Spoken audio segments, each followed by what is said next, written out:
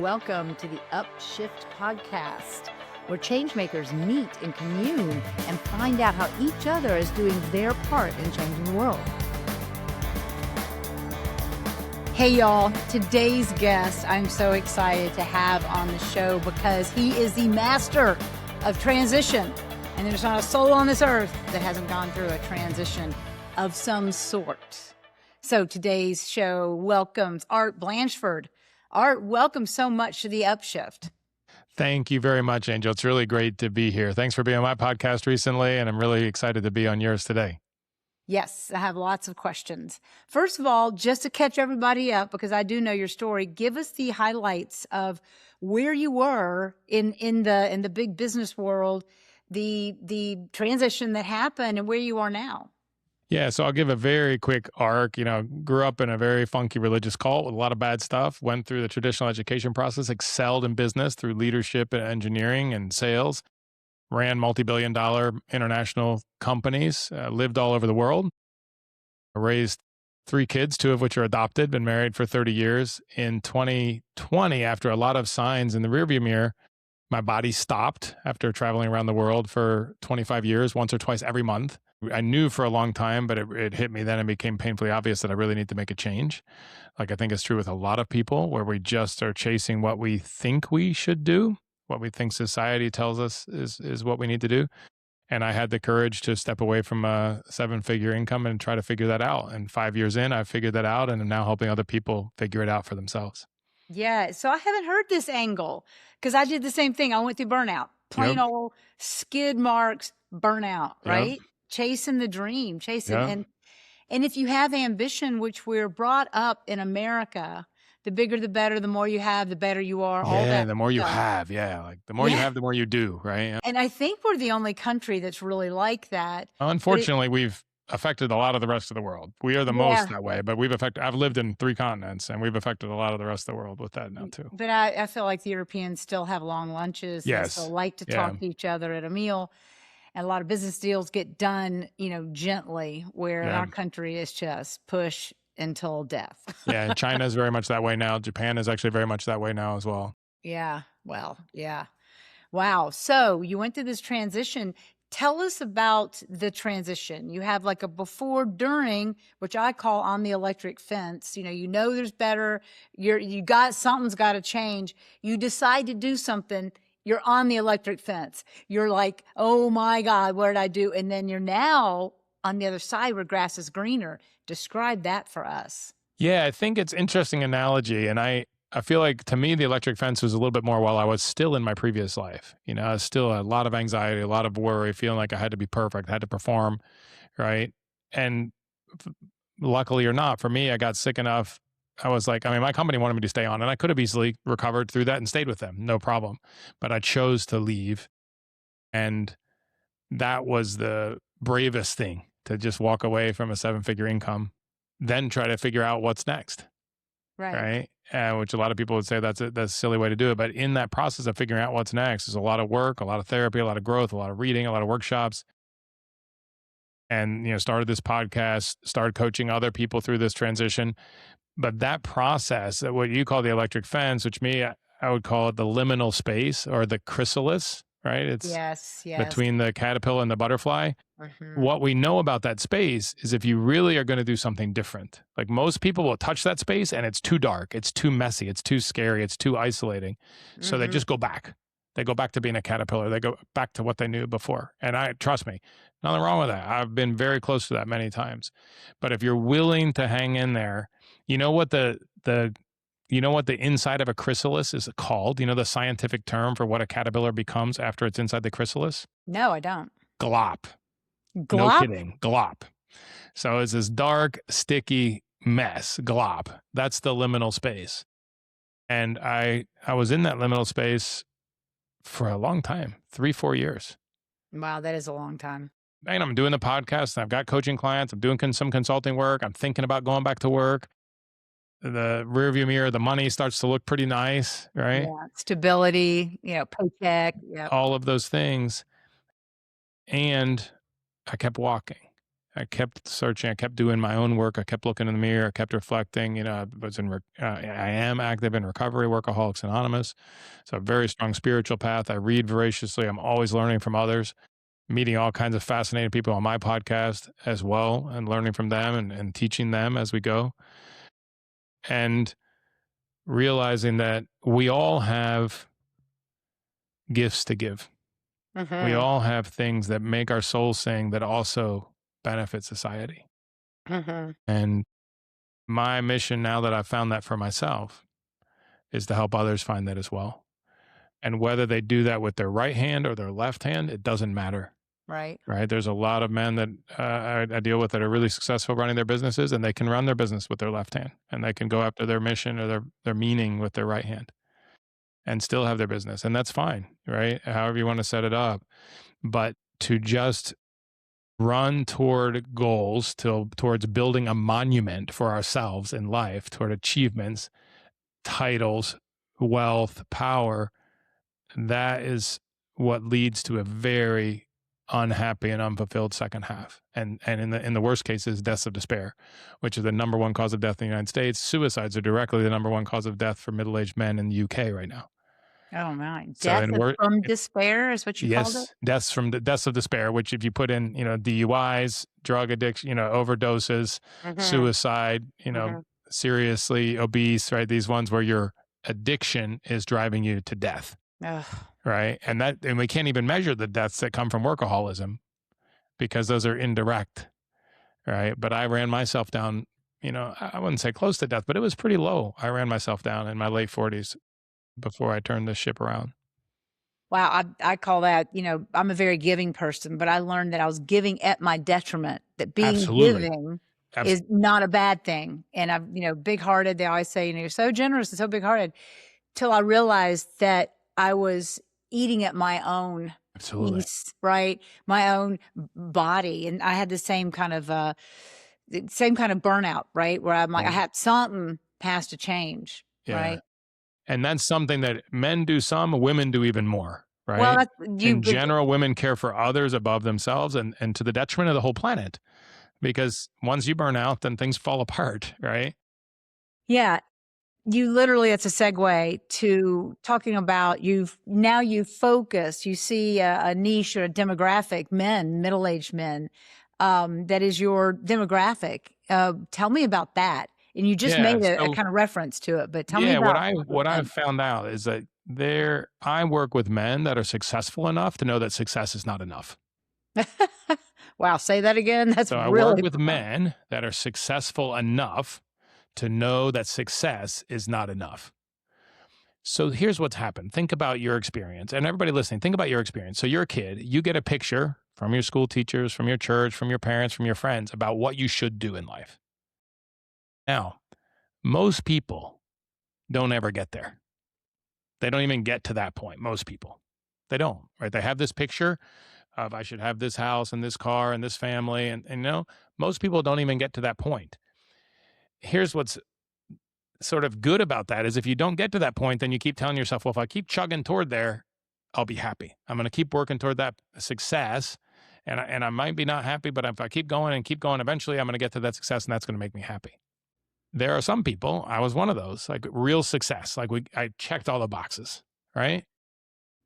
And then I realized I'm still not happy. Right. I'm still Right. not fulfilled, right? There are people that I knew in my neighborhood, super well off, doing everything right, commit suicide. Doing everything right. And not just, I mean, not like just a workaholic with a lot of money, alcoholic. No, I'm talking about deacon in church, 10-time Ironman, mentoring a whole bunch of people, several six, seven, eight-figure exits, right? I mean, why? Because we have this if then equation. If I do these things, then I'll be happy. But we don't actually stop and do the real work. We Well, what don't look about in the now? mirror. What about now? What about you can you help guys live in the now? Could you Absolutely, but that's the whole point. That's the whole point, right? So I see if you narrow my purpose, like my meaning, what I'm about now is that I see other men so clearly that they see the reflection of the wonderful, strong, capable, passionate, caring man that they are. So that they can see themselves and have the courage to choose for themselves to live a life that's true to who they are, not what they think society says they should be. Their parents, their teacher, their wife, their kids, whatever it is. And out of that gift, it can transfer everything, transform everything, right? Their businesses, their relationships, their families, when they first know themselves. That's what I I'm about now. I understand. So it sounds like you're a mirror. You're really a mirror for who they were meant to be. The gifts that came through them that universe God means for them to spread, and they're hiding under ambition. Yeah, of what they should do, Yeah. right? But I'm listening to you, and because I've been there and I've coached people and I know guys. I mean, I raised Yeah. boys. I was in a family of brothers. It's so hard. What you're up against is so hard to do alone. I have to ask, what kind of support structure, as you're telling these guys, hey, you can do it. You got to have a support structure, don't you think? Well, you absolutely do, right? Yeah. In recovery programs, we talk about the opposite of addiction is Yeah. connection. It's not Connection. Love it. sobriety, it's connection, right? So you need connection. Like I run these group coaching calls, midlife transition mastery that we do on Zoom. Mhm. And almost always, each meeting, somebody's main benefit that they got from this is seeing that I'm not alone, Yeah. right? Seeing Yeah. that there's other successful men going through this. Like I didn't think I had the right to feel down because my life looks so good on the outside. But if you're not taking care of yourself, if you're not healthy, if you're not resting, if you're not doing your creative thing that God or the universe gave for you as a gift to do and contribute, you're not going to feel good. And if you don't slow down enough to even sense what that is, you're just running into, you're running your rut into a grave, the old cliche, right? Right. You get a rut deep enough, it's a grave. Yeah. And slowing down. That's And it's that's hard always to do. And it's very uncomfortable. It's very difficult for me still. And I do it and I practice silence and quiet time and meditation and journaling stuff all the time. I go on these long hikes by myself in nature. Still, like on Sunday. So I take my Sabbath from lunch on Saturday to lunch on Sunday and take just downtime, no chores, no work. I can exercise, but it's long, slow exercise, hiking or a bike ride or something like that. So Sunday afternoon, I'm sort of in this space of I don't want to jump into the work week yet, but I've done my planning for the week already. And I'm sitting there and I'm like, it's 7 o'clock in the evening and I don't have anything that I have to do. And I don't want to jump into a full grown work stuff. It's uncomfortable because I'm so addicted to that adrenaline of action and always being busy. what's next? What's So I next? let myself sit with it. I went out on the deck right here and I let myself sit with it for a minute. And I'm like, whew, okay. And to just let myself sit with that awkward feeling of this, in recovery, we call it the horrible alone, because that's what it feels like at start because we're so used to always being on the go. But if you're always on the go and you have so much noise going on, you can't hear your inner guidance. You can't hear God's voice talking to you. So I just sat there with it for a minute. And then I thought, my mom had knee surgery and I talked to her a bunch afterward, but I hadn't talked to her in a couple of weeks. Let me call my mom and see what's going on. Right. And so that's how I use that time, instead of being too busy like I was so much in my life. So I can completely relate. I had a similar situation where I had just gone, gone, gone, gone, and I looked around all of a sudden, I realized that I have really messed myself up. Yeah. Yeah. And I'm like, "But how did I do this?" And so you go into this curiosity, and I took myself out to the lake. I did the same thing. Nobody, Yep. no input. My deal Yes. is, like Yes. these hikes, Yep. no input, Yeah, you gotta nothing. get rid of this you gotta get rid of this thing. Yeah, and TV, radio, Yeah, all of it. Yep. everything though. Yep. I mean, I didn't allow anybody to speak to me, come to the door, Yep. and it was those first moments of How that long did alone. you do that? I did it for like 3 weeks. Wow, In really? and out though. I mean, Yep, Rick okay. would come, he's like, "Can I come this week?" I'm like, "Yes." Let's, that would have my connection then, but still, no public, no socializing. Even the people that were in the neighborhood, I kind of just stayed away from. And I gotta tell you something, there's 2 things that happen when you do that though. It's very uncomfortable at first, but you notice like the buzz, this head buzz starts to it's like gets like cotton around your head. It's like, "Oh, what is this?" When there's just nothing ahead of you. Beautiful and healthy, but then I start to crave it. Yeah. Have you gotten to that point where it's Were you like, on a crave the downtime, the "Yes." silence? Yeah. Oh, it No, I'm not yet. I sort of look forward to that, but I know I need it. So I have a scheduled, like I was showing you right over here, is the Appalachian Trail that I'm hiking right now. Right. So yeah, 2 weeks at a time, I go by myself and I go south because I want to be by myself, not with other right. people. Oh, I crave it. But the other thing, I wanted to ask you this Yeah. because one of the things I address in this last book is the difference between confidence and esteem. And when you say most people don't reach those things that they're supposed to, should, whatever, but they forge ahead. So that's like, I have confidence. I've built up my ability to do something, whether it's in business or whatever. But this sneaky thing, and I want to bring this up and cross reference with your own people you work with, listeners, this sneaky thing that comes up and goes, you're not really worth that. I mean, even when you get those accolades, when you've reached certain goals, that imposter syndrome, it's like, I didn't really, I don't know. You start to feel self-conscious, strangely inside, even Yeah. though everybody on the outside said, oh my God, that's amazing. I mean, Yeah. that's the thing that you were kind of addressing. What of that? I think that, yeah, I mean, imposter syndrome, I think everybody's got that to some degree or another. What I heard in there and what I would like to focus on is this thing about being worthy, Yeah. right? Because what drove me and what drives many of my clients and men that I work with is that we have to perform. We have to earn Yeah. love. We have to Yes. earn connection, right? We're not worthy of it automatically, right? And then in my book, Purposeful Living, the first chapter is you are worthy. Just by being a human being, just by being a child of God, you're worthy of dignity, respect, and all the good and joy and things that come with life. Just from that, it took me, I'm still learning that, but I didn't even start to learn it till I was in my late 30s.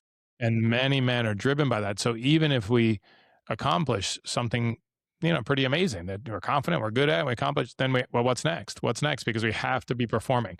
We have to be performing. Like we only can earn our right to take up space on the planet through performance. Right. And that's simply not true, right? I love the Brene Brown quote, right? Once we get it, that our worthiness and belonging is a birthright, Yeah. then anything is possible. But that's that uncomfortable That's right. moment That's right. in the And silence. It's that's right. That's why we don't like that because it's who am I without all my stuff, right? or Without what's next? See, for me, as it was well, always the world's gonna pass me by. I've got this time. I've got this 30 minutes. I right? could cram something, I could get one more thing That's done right. that'll get me ahead of the pack, Yeah. whatever. That's competition. I get it. But Yeah, but that's it's not actually. I mean, it's actually not the most way to be most effective. I thought it was too, and I'm very much that way. And always one more thing, one more thing. That's a one more very thing. workaholic thing, right? One more Right. thing. Let me jam one more thing in.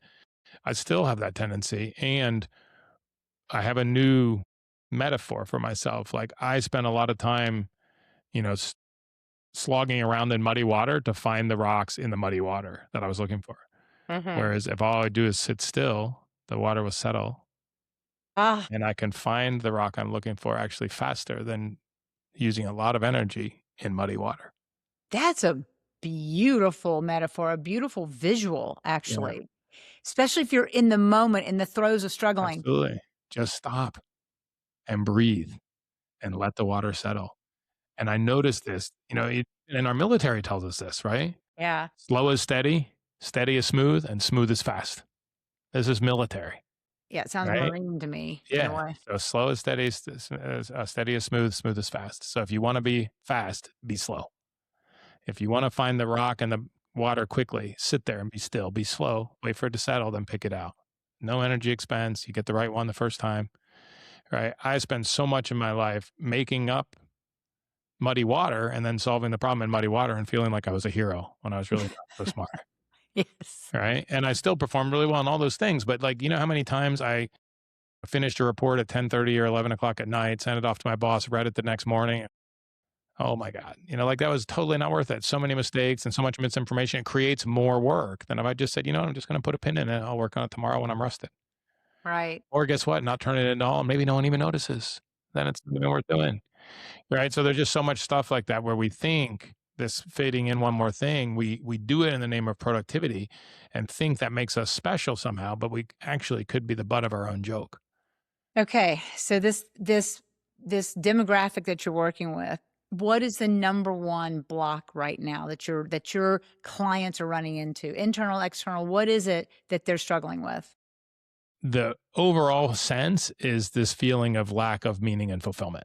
That, they feel like there's a broken contract. I've done everything I'm supposed to do, everything that society told me to do. Why do I feel like shit or don't feel great?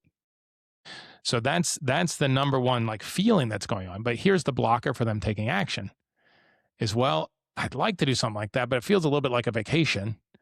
Feels like I don't have time. Maybe when things calm down, maybe when I get to the next level, maybe when the next thing is complete, then I'll invest in myself. Then I'll slow down enough to do some reflection. And of course, that never happens because there's always one more thing. It's the ones that have the courage to say, you know what?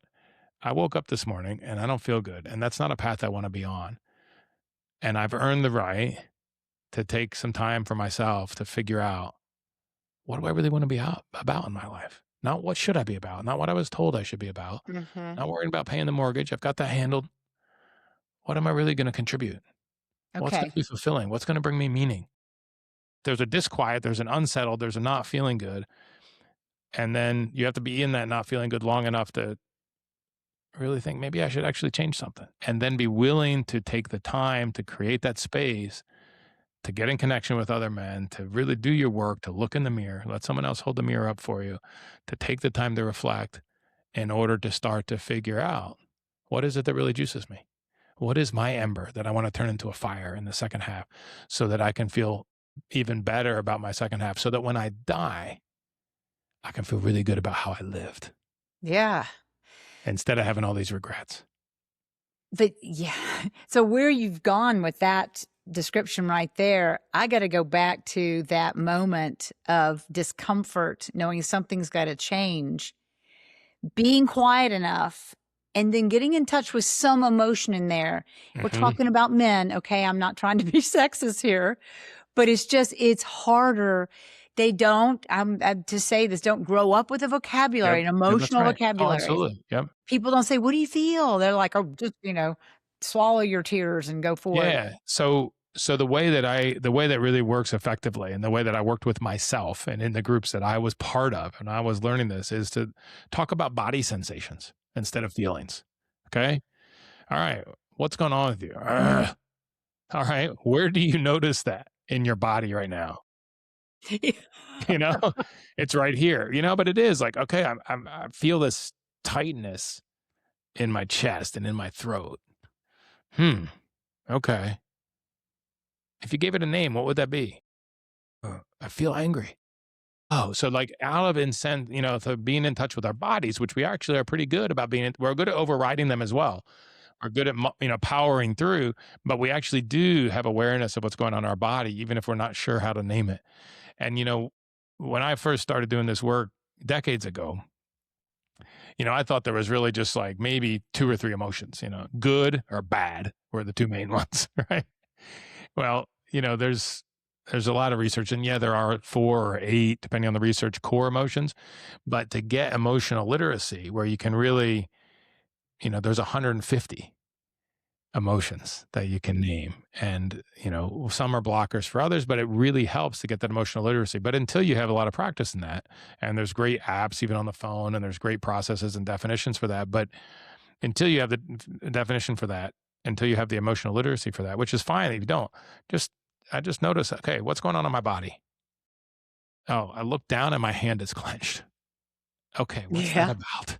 Yeah. Right? And it could be a lot of things. I mean, a lot of people are like, well, it's anger. Well, could be fear. Could be white knuckling the steering Holding wheel, on, right? right? Holding on really Right. tight, right? Mhm.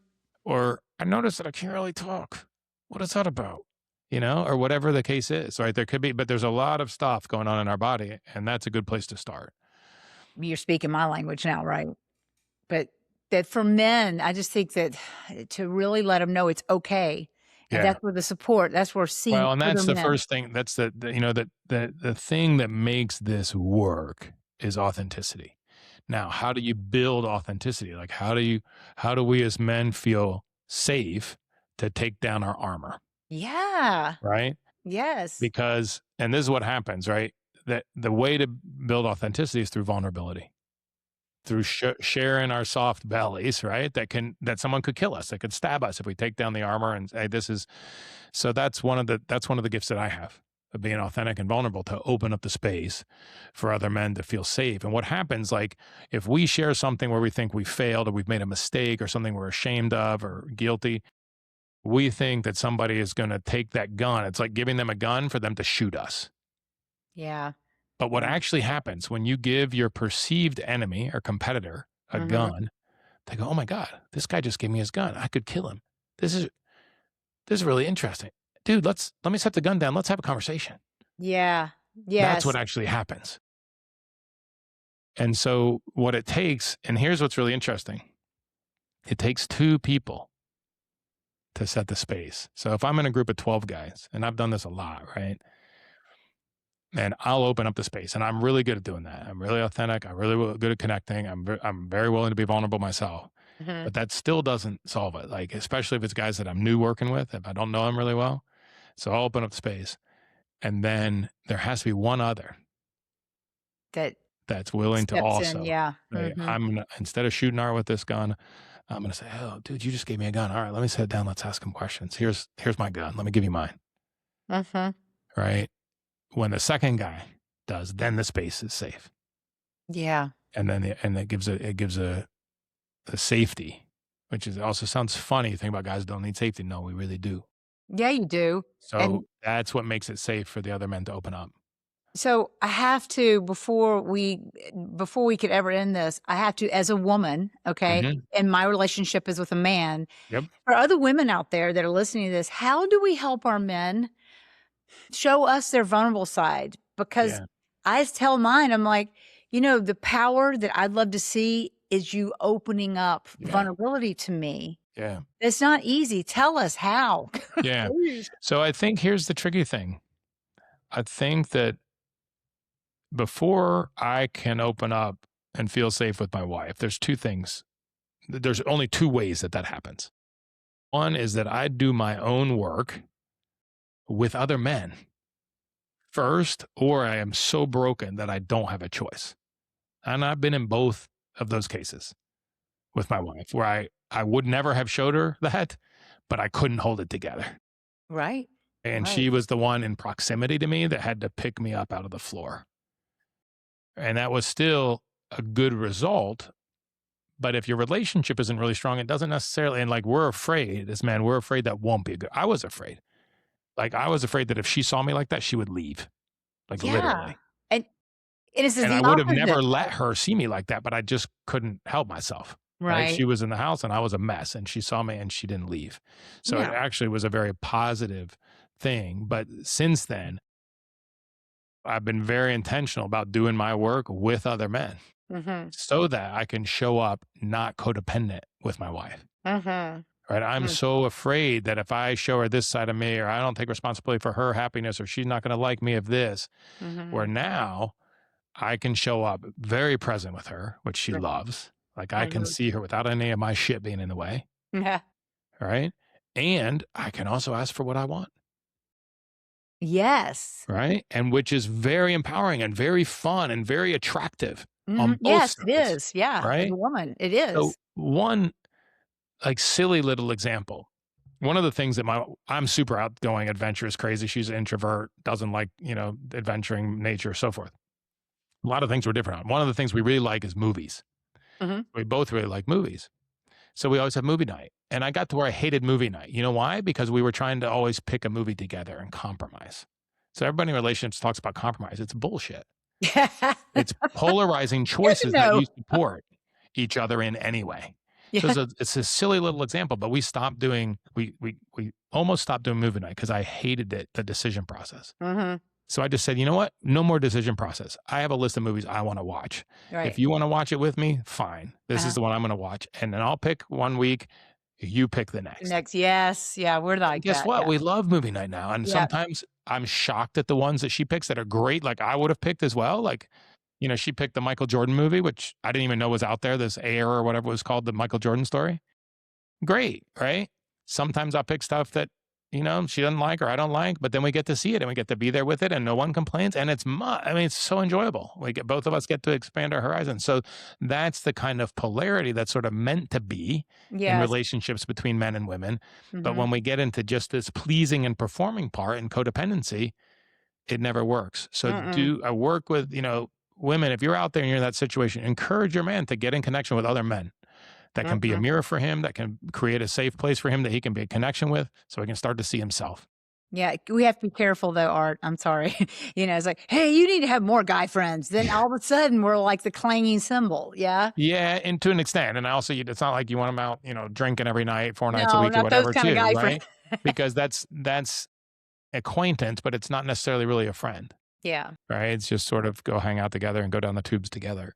yeah, But to have authentic conversations and then to be able to come back and shift the relationship because of finding my own strength and my own healing, I can shift my relationship from codependent to co-committed, yeah, ooh, right? love that. Very different. And the Yeah, relationship is so much better. We've been married almost 32 years this month, 32 years. congratulations. And it's better than it's ever been, See, now that's you lovely. know? You've grown together Absolutely. instead of, growing side by side, y'all have grown Yep. together. And I'll give you another example. So I'm a mountain guy and I love the mountains, right? My wife, not so much. She loves the beach. We lived Beach, in Tennessee, right? right. We were trying to compromise and we were going to build a house in the mountains in Chattanooga as a compromise, like sort of like in the mountains, but in Tennessee and, but not, close to the beach and whatever. When I did my sabbatical, when I went and spent those 6 weeks by myself in the mountains, in the woods, like freaked me out. That was very difficult, even though I was in the beautiful place. I was in New Mexico. I fell in love with it. Decided to buy a house there. And my wife's like, like, she's like, okay. She'd never been to New Mexico. Mhm. She never saw the house. Ah, She said, okay. She said, that can be your house. And if I like it, I'll spend some time there with you as well. And if not, I won't. And she, how's you going to pay for it? I'm like, well, we're going to sell this other property and then I'll short term rent it. And okay. But not like how are you going to pay for it, like critical, but like curious, like how are you going to pay for it? Okay. So we bought that house. We are still going to build the house in Chattanooga, but she always really wanted to live on the beach, but she wasn't willing to really say it. Like last year, we did this workshop together, and then she stood up. She goes, I'm going to open up this coastal tea cafe. I'm going to open up this business I've been dreaming about for 25 years on the beach.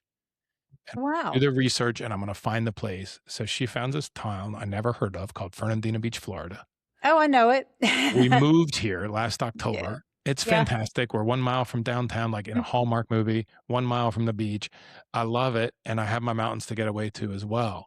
And so me supporting her, not on compromising and finding something that neither of us are like she's gonna serve iced tea and hot tea. Nobody likes lukewarm tea. Can you Yeah, imagine room temperature tea? It sucks. yeah. Right. But Yep. that's what we try to do in our relationships because we're afraid to show up. So now she's owning her power. She's showing up. I'm supporting her in her business. Guess what happens out of that? It gives me the freedom to also go off and do the retreats and support men and the work that I need to do in my business in New Mexico. Wow, sounds ideal. And we have this great relationship. But if we had just sat there and, oh, let's, pinch our pennies and then go to a semi retirement community in Chattanooga, no, that's not what life's about. Like, what is it that juices you and how do you support each other in doing that and show up for each other? And part of how you show up for each other is to show up for them being their best selves as well, Yeah, whether it's with you supporting or their not. dreams and your But you dreams. can't do any of that if you don't do your own work. It all starts inside. Wow. So, recap on this transition, and yours was from this multi-million billion dollar company crash maybe, and then but out of the crash was this beautiful thing that grew, but not only grew with you, but you've also helped grow your relationship because Absolutely. you're Well, feeling more confident on who you be. When I say that be is who you're being, not what you're doing or who you're doing. You're being this that's right. art now. Art is very artful. This last bit though, I didn't count on this and I absolutely love it, but it's juicy for me and my female listeners on how we can support our men if they're going through transition or even Yeah, not, just to open up, to be more vulnerable, to be okay with the not okayness. that's That's right.